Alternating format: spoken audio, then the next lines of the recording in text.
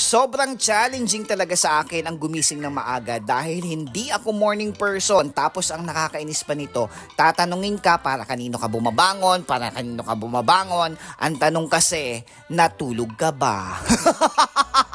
Katubs, eto na nga ang karugtong ng video natin kagabi, ang i-challenge yung sarili ko na mag-dayo series ng medyo far away, mangulit, maglaro at magtampisaw sa pawis para sa 47 degrees heat index ng Nueva Ecija. Eto na nga at dadayo na tayo sa Cabanatuan City para magpapansin lang talaga. Malay mo naman, andun talaga siya. Yung hinahanap mong taong tatamaan ka. Tatamaan ka ng shuttlecock.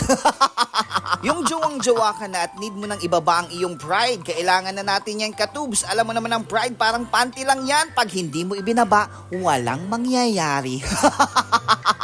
Malay mo naman, andun siya, Divine. At eto na nga, may ngumiti sa akin. Hindi ko kilala yan. Ay!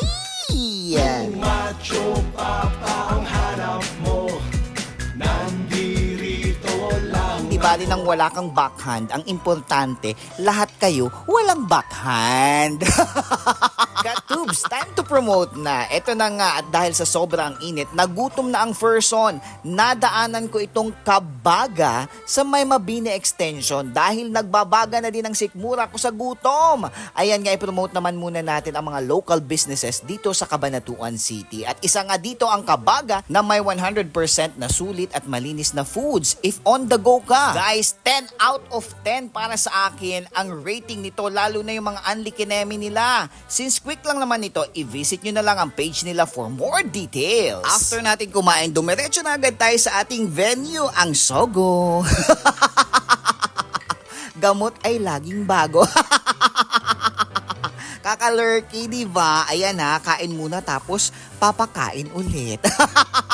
Katubs, dito tayo sa Power Smash Mansion Lodge Air Condition Room. Charot! Magkaiba yan ha. Sadyang happy lang talaga ang mga tao dito sa Cabanatuan City. Matitikas ang mga tao.